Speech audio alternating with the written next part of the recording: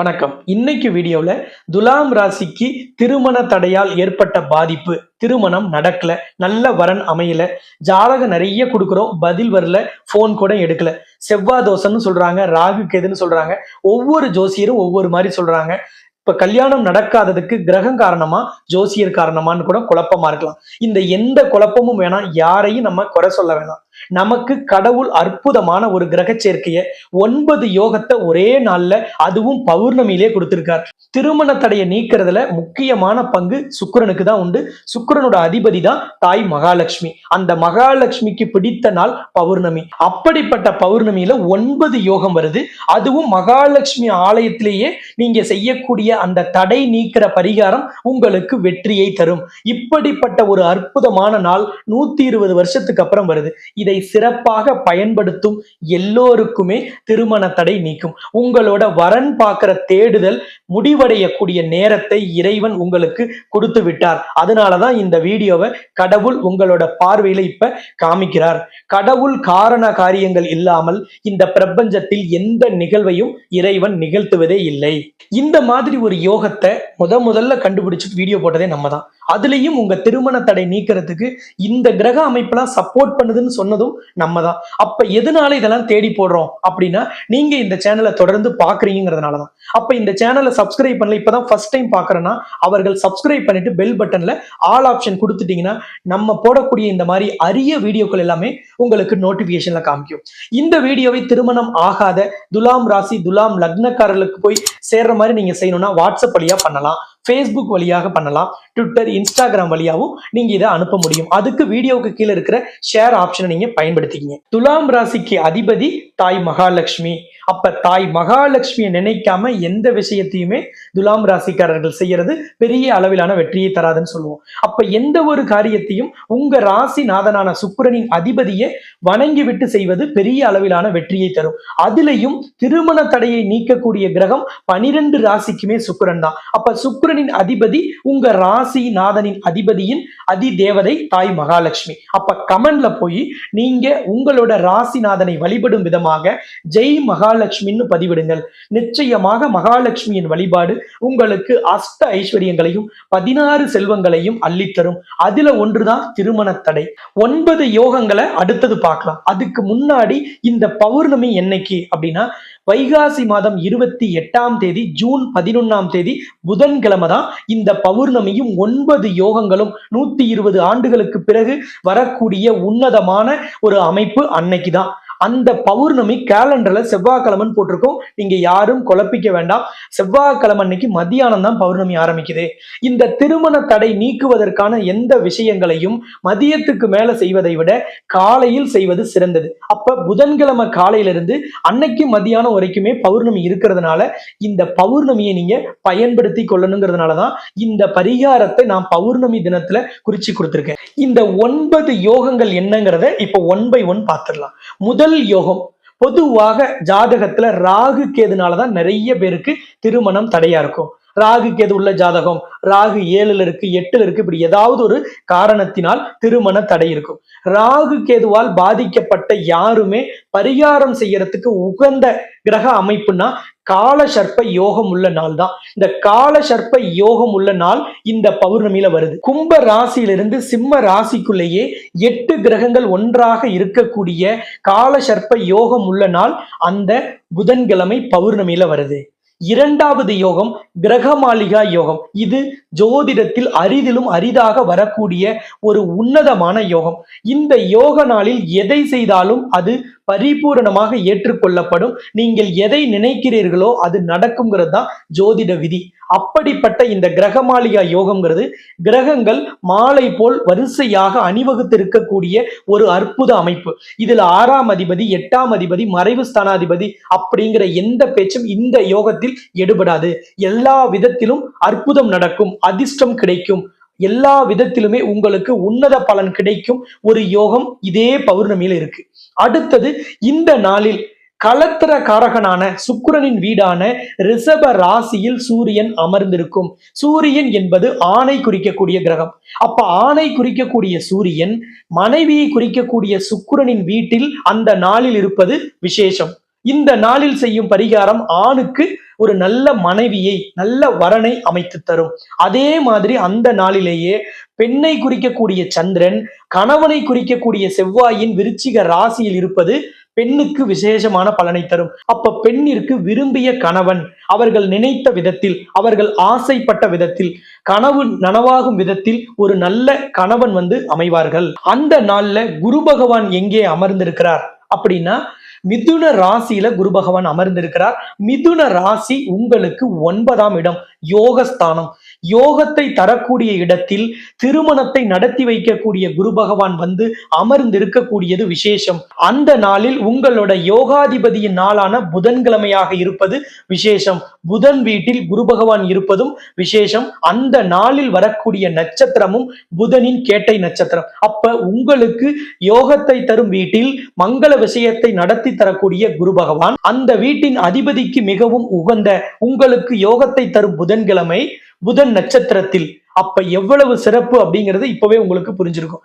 அப்படிப்பட்ட உன்னதமான இந்த நாள்ல தான் இந்த பௌர்ணமி வருது. செவ்வாய் தோஷமும் நிறைய பேர் ஜாதகத்துல திருமண தடைக்கு காரணமா இருக்கு. இந்த செவ்வாய் தோஷத்தை நீக்கிறதுக்கு குரு பகவான் செவ்வாயின் நட்சத்திரமான மிருகசிரீச நட்சத்திரத்துல இந்த பௌர்ணமியில இருக்கிறார். அப்ப செவ்வாய் தோஷம் உள்ள ஜாதகமும் தோஷ நிவர்த்தி பெறும். இதுவும் இந்த யோகத்தில் ஒன்று. இந்த நாளில் செய்யக்கூடிய பரிகாரம் எந்த அளவுக்கு பலனை தருது அப்படிங்கிறதுக்கு இன்னொரு அற்புதம் இந்த நாள்ல இருக்கு. அந்த அற்புதம், ஒரு கோவில்ல கும்பாபிஷேகம் செய்யறதுக்கு கடவுளே தேர்ந்தெடுக்கிற நாள்னா பரிபூர்ண நேத்திரமும் பரிபூர்ண ஜீவனும் உள்ள நாள். அந்த நாளில் விக்கிரகத்திற்கு கண் திறக்கிற நிகழ்வு நடக்கிறதுனாலும், நாடி சந்தானம்னு சொல்லக்கூடிய பிராண பிரதிஷ்டையும் நடக்கிறதுனால பரிபூர்ண நேத்திரமும் பரிபூர்ண ஜீவனும் உள்ள நாளை தான் தேர்ந்தெடுப்போம். முகூர்த்த நாள் இல்லாத ஒரு நாளை கூட கும்பாபிஷேகம் பிக்ஸ் பண்ணலாம். ஆனா நேத்திரமும் ஜீவனும் பரிபூர்ணமாக இல்லாதனால கும்பாபிஷேகத்திற்கு எப்பொழுதுமே தேர்ந்தெடுக்க கூடாது. அப்படிப்பட்ட பரிபூர்ண நேத்திரமும் பரிபூர்ண ஜீவனும் அந்த நாள்ல இருக்கு. நேத்திரம் என்பது பரிபூரணமான பார்வையை குறிக்கக்கூடியது. ஜீவன் என்பது ஜீவ நாடியை, உயிரோட்டத்தை குறிக்கக்கூடியது. அப்ப அந்த இரண்டும் பரிபூரணமாக இருக்கக்கூடிய அந்த நாள்ல கண்ணை மூடிட்டு எதை செஞ்சாலும் நடக்கும். அப்ப திருமண தடை உறுதியாக நீங்கும். நீங்க செய்யும் பரிகாரம் 100% வேலை செய்யறதுக்கு இந்த 9 யோகங்களும் இந்த நாளும் தான் ரொம்ப ரொம்ப முக்கியம். அப்படிப்பட்ட நாளை தேர்ந்தெடுத்து செய்யக்கூடிய எந்த விஷயங்களும் நிச்சயமான பலனை தரும். அதனாலதான் முன்னோர்கள் எப்பவும் சொல்லுவாங்க, எதை செய்யணும்னாலும் நாள் பார்த்து செய்யணும், நேரம் பார்த்து செய்யணும்.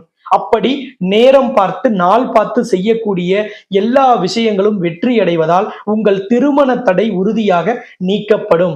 உங்க ஜாதகத்துல இருக்கிற செவ்வாய் தோஷம், ராகு கேது தோஷம், ராசியில அல்லது லக்னத்துல ராகு இருப்பது அல்லது கேது இருக்கிறது, 7ஆம் இடமான கலத்திர ஸ்தானத்துல ராகு இல்லைன்னா கேது இருக்கிறது, 8ஆம் இடமான மாங்கல்ய ஸ்தானத்துல ராகு அல்லது கேது இருக்கிறது, சனி ராகு சேர்ந்து இருக்கிறது, சனி கேது சேர்ந்து இருப்பது, சூரியன் செவ்வாய் சேர்ந்து இருப்பது, சூரியன் சுக்கிரன் ஒரே இடத்தில் இருப்பது, இது எல்லாமே திருமண தடையை கொடுக்கும். திருமணம் தாமதமாகும். நிறைய பேருக்கு 40 வயசு 45 வயசாயும் இதை சரியாக கண்டுபிடித்து இந்த மாதிரி ஒரு கிரக அமைப்புல பரிகாரம் செய்யலினா அவர்களுக்கு திருமணம் நடக்கிறது இல்ல. இதுக்கு எல்லாமே இந்த மாதிரி கிரக அமைப்புகளே காரணம். இந்த கிரகங்கள் கொடுப்பதையெல்லாம் அந்த கிரகங்களின் முன்னிலையிலேயே அந்த கிரகங்களை சாந்தப்படுத்தி நாம் செய்யும் வழிபாடு நமக்கு பலனை தரும். அதனாலதான் இந்த ஹோமத்தை மகாலட்சுமியின் முன்னிலையில், நவ கிரகங்களின் முன்னிலையில், அஷ்டலட்சுமியின் முன்னிலையில் இந்த ஹோம குண்டம் அமைத்து இந்த ஹோமத்தில் கலந்து கொள்பவர்களை அமர வைத்து இந்த பரிகார வேள்வி நடத்துறோம். இந்த பரிகார வேள்விக்கு பெயர் சுயம்வர கலா பார்வதி ஹோமம். இதை முதல்ல செஞ்சது பார்வதி தேவி தான் பரமேஸ்வரனை திருமணம் செய்து கொள்ள. அப்ப பரமேஸ்வரனை திருமணம் செய்து கொள்ள பார்வதி தேவி செய்த அந்த மூல மந்திரத்தையும் அந்த பூஜையின் அடிப்படையில் அதே வழிமுறையின்படி செய்வதால் இந்த ஆலயத்தில் ஒவ்வொரு பௌர்ணமியிலும் செய்யும் இந்த ஹோமம் பெரிய அளவில் பிரபலமாக இருக்கு. லட்சக்கணக்கான நபர்கள் இந்த சுயம்வர கலா பார்வதியில் கலந்து கொண்டு திருமண தடையை உலக அளவில் நீக்கி கொண்டிருக்கிறார்கள். அப்படிப்பட்ட உலக பிரசித்தி பெற்ற இந்த ஹோமம் இந்த 9 யோகங்களும் இருக்கும் இந்த நாளில் செய்வதுதான் 100% வெற்றியை உறுதியாக தரும். இந்த ஆலயம் எங்க இருக்குன்னா சேலம் மாவட்டம் தலைவாசல்ல இருக்கு. சேலம் சென்னை தேசிய நெடுஞ்சாலையில சேலத்திலிருந்து சென்னை நோக்கி போகும்போது 60 கிலோமீட்டர் தொலைவிலையும், சென்னை, விழுப்புரம், பாண்டிச்சேரி, கடலூர், விருதாச்சலம் மார்க்கமாக நீங்க வரீங்கன்னா கள்ளக்குறிச்சி தாண்டி 25 கிலோமீட்டர்லயும் இந்த தலைவாசல்ங்கிற ஊர் அமைந்திருக்கிறது. எல்லா பேருந்துமே அந்த நிறுத்தத்துல நின்னுதான் செல்லும்.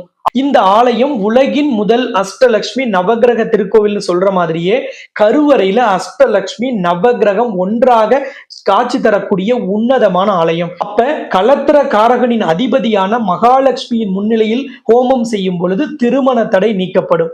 உங்களுக்கு சனியால், ராகுவால், கேதுவால், சூரியனால், செவ்வாயால் எந்த தோஷம் நவகிரகத்தால் இருந்தாலும் நவகிரகத்தின் பார்வையில் இந்த ஹோமம் நடைபெறுவதால் நவகிரக தோஷமும் நீக்கப்படும். அப்ப நவகிரகங்களின் நல்லாசியும் உங்களுக்கு கிடைக்கும்.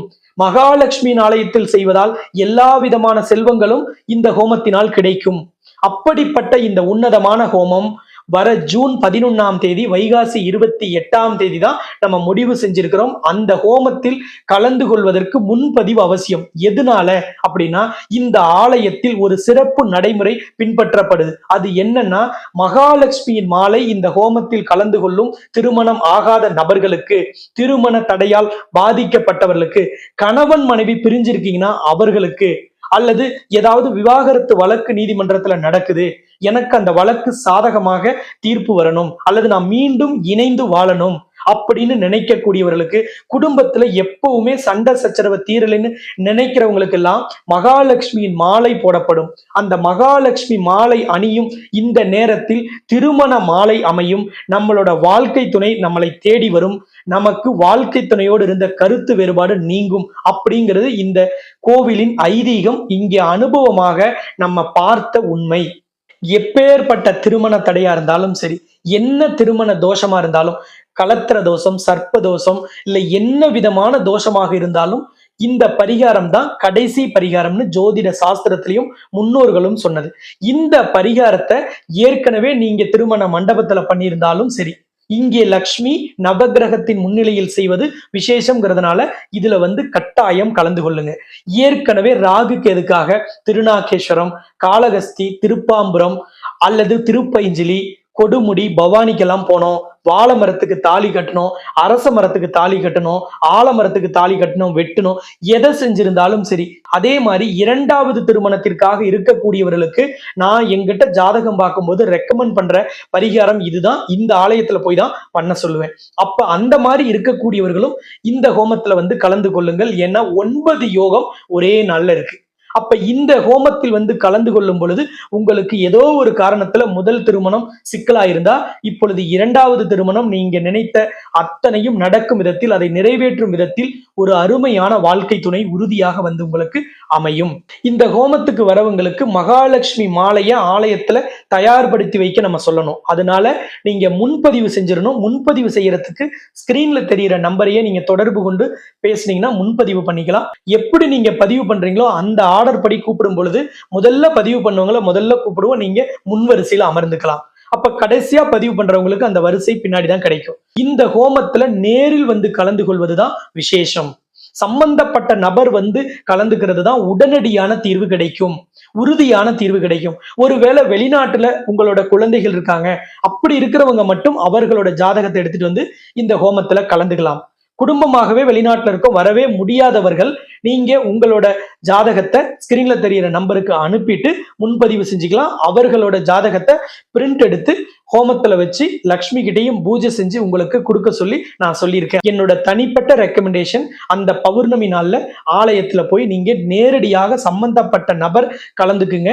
முடியவே முடியாதுங்கிறவங்க மட்டும் இந்த 2வது ஆப்ஷன், அதாவது ஃபேமிலியில இருக்கிறவங்க வரது, 3வது ஆப்ஷன் ஆன்லைன்ல ஜாதகத்தை அனுப்புறது, இதை தேர்ந்தெடுங்க. ஆனா கட்டணம் எல்லாருக்கும் ஒண்ணுதான். முடிந்தவரை நீங்க நேர்ல போய் கலந்து கொள்ளுங்கள். இந்த ஹோமத்தை நான் தலைமையேற்று நடத்துறதுனால, என் முன்னிலையில நடக்கிறதுனால அனைத்து விதமான பூஜை முறைகளும், மந்திரங்களும், ஆவர்த்தியங்களும் என்ன ஆர்டர் படி சொல்றாங்கிறது எல்லாமே நானே ஃபாலோ பண்றதுனால இது ஆகம விதிப்படி, சாஸ்திர முறைப்படி கண்டிப்பாக நடத்தி வைக்கப்படும். மகாலட்சுமியின் அருளால் நிச்சயமாக உங்களோட திருமண தடை, உங்களோட திருமண தாமதம், குடும்ப வாழ்க்கையில் இருந்த சிக்கல், முதல் திருமணம் ரத்தானதால் ஏற்பட்ட வேதனை, அல்லது குடும்ப வாழ்க்கை பிரச்சனை நீதிமன்றத்தில் இருந்தால் அது முடிவுக்கு வருவது போன்ற எல்லா விதமான தடைகளும் தாமதங்களும் தோஷங்களும் உங்களுக்கு நீக்கும் கடைசி பரிகாரத்தை நீங்கள் வந்து நேரில் கலந்து கொண்டு செய்து பலன் பெறுங்கள். உங்கள் சார்பாக நான் தாய் மகாலட்சுமி பிரார்த்தனை செய்து கொள்கிறேன்.